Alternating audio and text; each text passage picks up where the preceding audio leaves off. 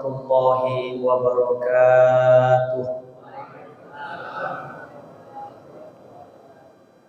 Alhamdulillahilladzi hadana li hadza wa ma kunna linahtadiya laula an hadana Allah. Asyhadu an la ilaha illallah wahdahu la syarikalah wa asyhadu anna sayyidana Muhammadan abduhu wa rasuluhu la nabiyya wa la rasula ba'dah. Allahumma salli wa sallim ala sayyidina maulana Muhammadin wa ala alihi wa ashabihi wa tabi'in wa atba'it tabi'ina lahum bi ihsanin ila yaumiddin, amma ba'd. Qad qala Allah ta'ala fi muhkami tanzilihi wa huwa asdaqul qailin. A'udzu billahi minasy syaithanir rajim. Bismillahirrahmanirrahim. Wa anfiqu mimma razaqnakum min qabli an ya'tiya ahadakumul maut fayaqula rabbi laula akhartani ila ajalin qarib fa asaddaqa wa akum minas salihin.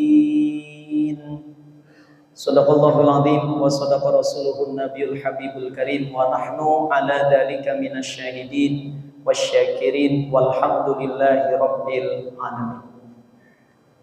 Hadirin hadirat jamaah Masjid Al-Muhajirin yang dirahmati oleh Allah Subhanahu wa taala. Pelajaran demi pelajaran kita telah lalui etapa perjalanan Ramadan yang merupakan satu universitas kehidupan kita, kampus hidup kita, madrasah hidup kita. Maka kita saat ini sudah berada di pertengahan lebih, dan nyaris kita sampai pada 10 terakhir bulan Ramadan. Maka mari kita sama-sama mengevaluasi diri kita, muhasabah diri kita. Sudah luluskah pelajaran-pelajaran yang kita lalui? Sudah kita mendapatkan hikmah dan juga manfaatnya atau belum dari materi-materi pelajaran mata kuliah yang kita jalani di bulan Ramadan, sehingga impactnya adalah adakah perubahan pada diri kita setelah sekian lama setengah perjalanan Ramadan ini kita sama-sama lalui. Pertama tentu pelajaran sabar. Sudahkah kita semakin sabar? Sudah berada di pertengahan bulan Ramadan, apakah rasa sabar ini semakin kita rasakan dalam kehidupan kita? Atau malah justru mungkin sebaliknya, kita malah justru menjadi hamba-hamba Allah yang semakin menggebu-gebu dalam emosi kita, yang semakin tidak terkendali ya dalam mengawasi emosi kita. Nah, maka ini penting untuk kita jadikan sebagai bahan muhasabah diri kita. Kemudian ada mata kuliah yang lain, pelajaran yang lain dalam kehidupan kita. Wabil khusus, kalau orang kampus, kalau orang kuliah, ini bilang ada namanya MKDK, mata kuliah dasar khusus, yang setiap mahasiswa pasti belajar tentang ini. Tentang apa? 3 hal. Kalau kita bicara Ramadan, maka yang pertama adalah bicara tentang bagaimana aktivitas sholat kita. Makanya Rasulullah Shallallahu Alaihi Wasallam katakan dalam hadis, beliau sampaikan, man qama ramadhana imanan wahtisaban ghufira lahu ma taqaddama min dzambihi. Kata-kata qoma di sini para alimil ulama sepakat bahwa yang dimaksud oleh baginda Rasulullah Shallallahu Alaihi Wasallam ketika bicara Ramadan adalah bagaimana kita konsistensi kita di dalam menjalankan ibadah sholat. Bukan hanya sekedar sholat 5 waktu, tapi bagaimana di malam harinya kita pun juga menyempurnakannya dengan sholat-sholat sunnahnya, menyempurnakannya dengan sholat-sholat qiyamul lailnya, menyempurnakannya dengan sholat-sholat sunnah rawatibnya. Maka inilah yang menjadi tolak ukur kita, lulus atau tidak dalam urusan mata kuliah sholat. Makanya ada pertanyaan, Ustadz, bagaimana kalau seandainya katanya ada orang yang puasa lalu kemudian sepanjang waktu dari puasa yang dia lalui sampai-sampai membuat sholat 5 wajibnya dia tinggalkan. Nah, ini PR. Puasa memang wajib, maka semua orang-orang yang terpanggil dari orang-orang yang beriman pasti dia akan melakukannya. Tapi jangan sampai kemudian kewajiban ibadah puasa yang kita lakukan pun juga mengorbankan kewajiban-kewajiban yang lain. Ya, kalau pertanyaannya puasanya sah atau tidak, ya tentu sekali lagi sah. Puasa Ramadan yang kita kerjakan lalu kemudian kita meninggalkan ibadah sholat, bukan serta-merta kemudian puasanya batal, tidak. Tapi Ramadan ibadah puasa yang kita kerjakan boleh jadi mungkin puasa kita sah secara syariat, secara fikih. Tapi Ramadan dan puasa yang kita lalui akan menjadi sia-sia di sisi Allah Subhanahu wa taala. Sebab apa? Tidak punya nilai, tidak bernilai pahala di sisi Allah. Sebab apa? Sebab puasa yang kita lalui tidak hanya semata-mata lulus secara syariat, secara fikih, tapi bagaimana puasa yang kita lalui pun juga mampu menjaga kewajiban-kewajiban kita dan menjauhi larangan-larangan dari Allah Subhanahu wa ta'ala. Jadi kalau ibarat kata puasanya sah, tetapi sayang tidak punya nilai pahala di sisi Allah. Ini bagi orang yang puasa tapi dia meninggalkan ibadah sholat 5 waktu. Kemudian yang kedua, mata kuliah yang paling pokok daripada juga Ramadan tidak hanya sekedar sholat, tapi yang paling pokok bagi kita juga yaitu adalah apa? Bagaimana Ramadan mampu menjadikan diri kita sebagai karakteristik orang yang mampu menjaga lisan kita.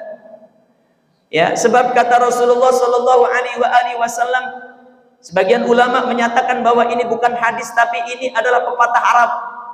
Apa? Salamatul insan fi hifdzil lisan. Selamatnya seseorang itu tergantung bagaimana dia mampu atau tidak ya menjaga lisannya. Maka dalam hadis baginda Rasulullah SAW sampaikan, khamsun yuftirna lisaim, 5 hal ya yang dapat membatalkan pahalanya orang yang berpuasa. Puasanya secara fikih sah, tetapi batal pahalanya, nggak dapat pahala. Maka dalam hadis yang lain kata baginda Rasulullah SAW, berapa banyak orang yang berpuasa tapi tidak dapat apa-apa kecuali lapar dan dahaga saja. Sebab apa? Boleh jadi dia mengerjakan salah satu di antara 5 hal ini. Dan 5 hal ini 4-nya adalah urusan mulut. Yang pertama kata Rasulullah SAW, al-ghibah. Kalau ada orang puasa tapi mulutnya nggak bisa jaga dari ngomongin keburukan orang lain, maka puasanya sah tapi nggak punya nilai di sisi Allah. Yang kedua, an-namimah, adu domba, provokator, memprovokasi orang lain, membuat orang lain bertikai, membuat orang lain bermusuhan. Maka an-namimah ini, adu domba ini pun juga merusak pahala puasa kita. Yang ketiga kata Rasulullah, al-kadzib, yaitu omongan dusta. Mulut kita ngomongin sesuatu yang tidak sesuai dengan faktanya, seringkali bohong, nggak sesuai dengan kenyataan, ya. Maka mulut kita ini mengandung perbuatan dosa, dan apabila itu kita lakukan di bulan Ramadan, ya, maka jangan harap kita mendapatkan pahala puasa kita di sisi Allah. Dan yang keempat kata baginda Rasulullah SAW, yaitu sumpah atas nama Allah tapi sumpahnya sumpah bohong. Nih 4-4-nya ini adalah urusan mulut. Maka mohon maaf ya, nih di zaman digital ini urusan mulut bukan hanya fisik.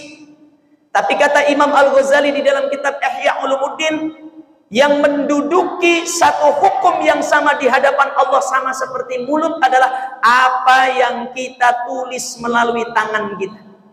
Kalau zaman dulu barangkali tulisan tangan kita ini di buku. Tapi kalau di zaman digital sekarang, tangan kita ini cuma ngetik doang. Ya, apa omongan kita? Apa saja yang kita tweet melalui X kita? Apa saja yang kita update melalui status Instagram kita, status WA kita, maka hukumnya sama apa yang keluar dari lisan kita. Maka penting chat WA kita ini ya harus kita saring. Yang kita share melalui grup-grup yang kita dapatkan, boleh jadi mungkin dari grup, hati-hati dibaca dulu, jangan asal share. Jangan-jangan itu informasi yang hoax. Jangan-jangan itu mengandung aib orang lain yang kita kirimkan, yang kita share kepada orang lain, sehingga mengandung hukum ghibah.